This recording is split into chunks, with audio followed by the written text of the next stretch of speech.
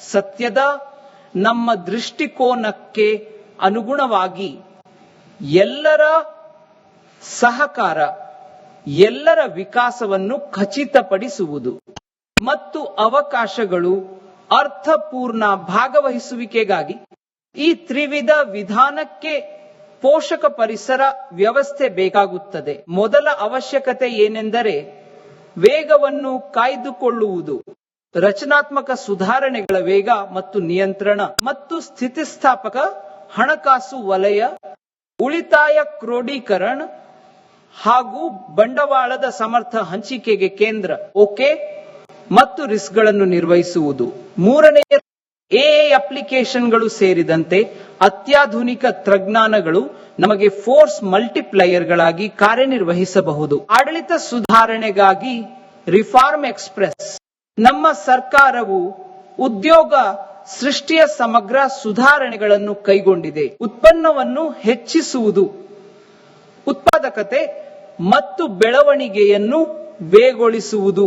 ಪ್ರಧಾನ ಮಂತ್ರಿಯವರ ಘೋಷಣೆಯ ನಂತರ 15 ಆಗಸ್ಟ್ 2025 ಸ್ವಾತಂತ್ರ್ಯ ದಿನದಂದು 250 ಸುಧಾರಣೆಗಳನ್ನು ಜಾರಿಗೊಳಿಸಲಾಗಿದೆ.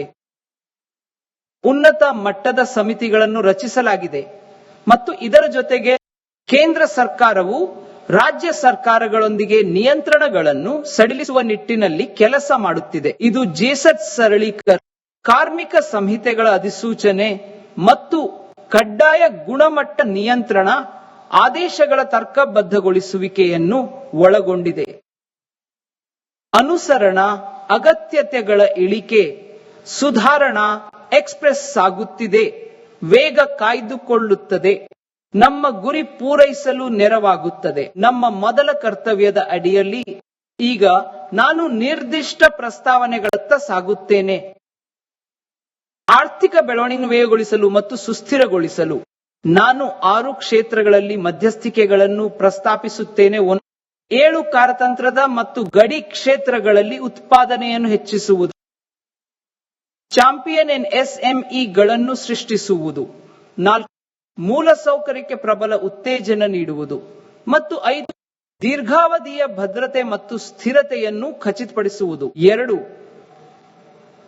ಪಾರಂಪರಿಕ ಕೈಗಾರಿಕಾ ಸೆಕ್ಟರ್ಗೆ ಪುನಶ್ಚೇತನ ನೀಡುವುದು.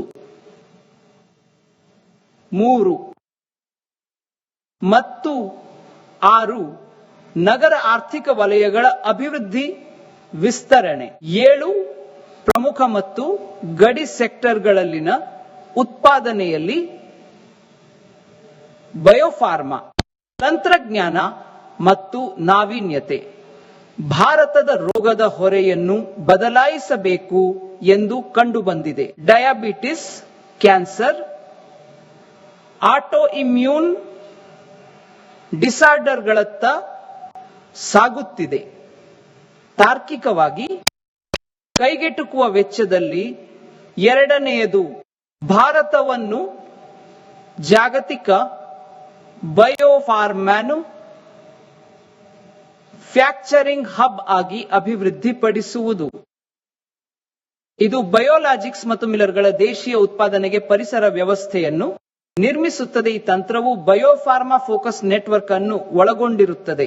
ಇದು 3 ಹೊಸ ರಾಷ್ಟ್ರ ಸಂಸ್ಥೆಗಳೊಂದಿಗೆ ಕೆಲಸ ಮಾಡುತ್ತದೆ. 7ನೇಯದು ಇರುವವುಗಳು 1000 ಮಾನ್ಯತೆ ಪಡೆದ ಇಂಡಿಯಾ ಕ್ಲಿನಿಕಲ್ ಟ್ರಯಲ್ಸ್ ಸೈಟ್ಗಳ ನೆಟ್ವರ್ಕ್ ಸಹ ಸೃಷ್ಟಿಯಾಗುತ್ತದೆ. ಜಾಗತಿಕ ಮಾನದಂಡಗಳನ್ನು ಪೂರೈಸಲು ಮತ್ತು ಅನುಮೋದಿಸಲು central drug standard control organisation ಅನ್ನು ಬಲಪಡಿಸಲು ನಾವು ಪ್ರಸ್ತಾಪಿಸುತ್ತೇವೆ. ಸಮರ್ಪಿತ ವೈಜ್ಞಾನಿಕ ಪರಿಶೀಲನಾ ಕೇಡರ್ ಮೂಲಕ ಅನುಮೋದನೆಯ ಕಾಲಮಿತಿಗಳು ಮತ್ತು ತಜ್ಞರು.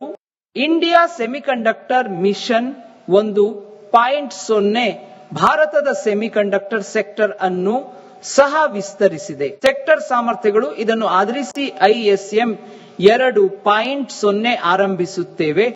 ಉಪಕರಣ ಸಾಮಗ್ರಿ ಉತ್ಪಾದನೆ, ಫುಲ್ ಸ್ಟಾಕ್ ವಿನ್ಯಾಸ, ಭಾರತೀಯ ಸಪ್ಲೈ ಚೈನ್ಸ್, ಉದ್ಯಮ ನೇತೃತ್ವದ ಸಂಶೋಧನೆ ಮತ್ತು ತರಬೇತಿ ಕೇಂದ್ರಗಳ ಮೇಲೆ ಸಹ ಗಮನ ಹರಿಸುತ್ತೇವೆ. ತಂತ್ರಜ್ಞಾನ ಮತ್ತು ಕೌಶಲ್ಯ ಅಭಿವೃದ್ಧಿಗೆ ಕಾರ್ಮಿಕ ಏಪ್ರಿಲ್ 2025ರಲ್ಲಿ 22,919 ಕೋಟಿ ವೆಚ್ಚದೊಂದಿಗೆ ಪ್ರಾರಂಭವಾದ ಎಲೆಕ್ಟ್ರಾನಿಕ್ಸ್ ಘಟಕಗಳ ಉತ್ಪಾದನಾ ಯೋಜನೆ. ಇದು ಈಗಾಗಲೇ ಗುರಿಗಳ 2ರಷ್ಟು ಇನ್ವೆಸ್ಟ್ಮೆಂಟ್ ಕಮಿಟ್ಮೆಂಟ್ಗಳನ್ನು ಹೊಂದಿದೆ. ಬಂಡವಾಳೀಕರಣಕ್ಕಾಗಿ ಔಟ್ಲೇ ಅನ್ನು 40,000 ಕೋಟಿ ಹೆಚ್ಚಿಸಲು ನಾವು ಪ್ರಸ್ತಾಪಿಸುತ್ತೇವೆ. ಈ ವೇಗದಲ್ಲಿ ಪರ್ಮನೆಂಟ್ ಮ್ಯಾಗ್ನೆಟ್ಗಳಿರುವ ರೇರ್ ಅರ್ತ್ ಯೋಜನೆಯನ್ನು ನವೆಂಬರ್ 25ರಂದು ಪ್ರಾರಂಭಿಸಲಾಯಿತು.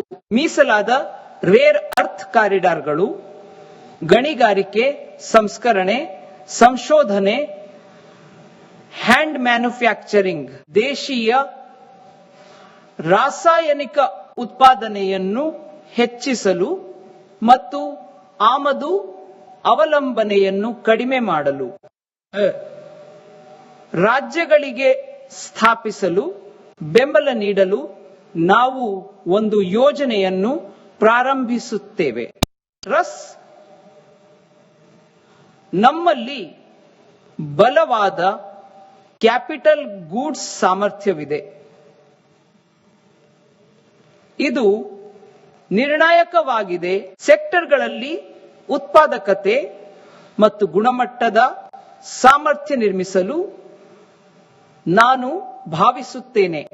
2 ಸ್ಥಳಗಳಲ್ಲಿ ಡಿಜಿಟಲ್ ಸಕ್ರಿಯಗೊಳಿಸಲಾದ ಮತ್ತು ಸ್ಥಳೀಯವಾಗಿ ವಿನ್ಯಾಸಗೊಳಿಸಿದ ಸ್ವಯಂಚಾಲಿತ ಸೇವಾ ಬ್ಯೂರೋಗಳು, ಪರೀಕ್ಷೆ ಮತ್ತು ಉತ್ಪಾದನೆ, ದೊಡ್ಡ ಪ್ರಮಾಣದಲ್ಲಿ ಅತಿ ನಿಖರ ಕಾಂಪೋನೆಂಟ್ಗಳನ್ನು ಕಡಿಮೆ ವೆಚ್ಚದಲ್ಲಿ. 2ನೇದಾಗಿ ದೇಶೀಯ ಉತ್ಪಾದನೆಯನ್ನು ಬಲಪಡಿಸಲು ನಿರ್ಮಾಣ ಮತ್ತು ಮೂಲಸೌಕರ್ಯ ಉಪಕರಣಗಳ ಸುಧಾರಣೆಗಾಗಿ ಒಂದು ಯೋಜನೆಯನ್ನು ಪರಿಚಯಿಸಲಾಗುವುದು. ಹೆಚ್ಚು ಮೌಲ್ಯದ ಮತ್ತು ಗಮನವಿರಲಿ ತಾಂತ್ರಿಕವಾಗಿ ಮುಂದುವರಿದ ಸಿಐ.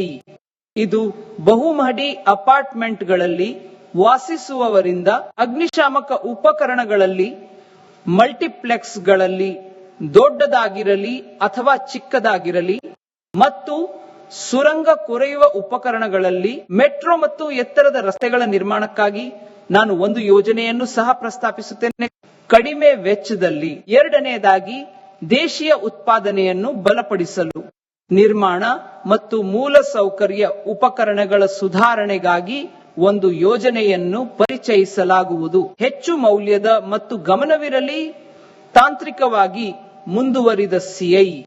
ಇದು ಬಹುಮಹಡಿ ಅಪಾರ್ಟ್ಮೆಂಟ್ಗಳಲ್ಲಿ ವಾಸಿಸುವವರಿಂದ ಅಗ್ನಿಶಾಮಕ ಉಪಕರಣಗಳಲ್ಲಿ, ಮಲ್ಟಿಪ್ಲೆಕ್ಸ್ಗಳಲ್ಲಿ ದೊಡ್ಡದಾಗಿರಲಿ ಅಥವಾ ಚಿಕ್ಕದಾಗಿರಲಿ, ಮತ್ತು ಸುರಂಗ ಕೊರೆಯುವ ಉಪಕರಣಗಳಲ್ಲಿ, ಮೆಟ್ರೋ ಮತ್ತು ಎತ್ತರದ ರಸ್ತೆಗಳ ನಿರ್ಮಾಣಕ್ಕಾಗಿ ನಾನು ಒಂದು ಯೋಜನೆಯನ್ನು ಸಹ ಪ್ರಸ್ತಾಪಿಸುತ್ತೇನೆ.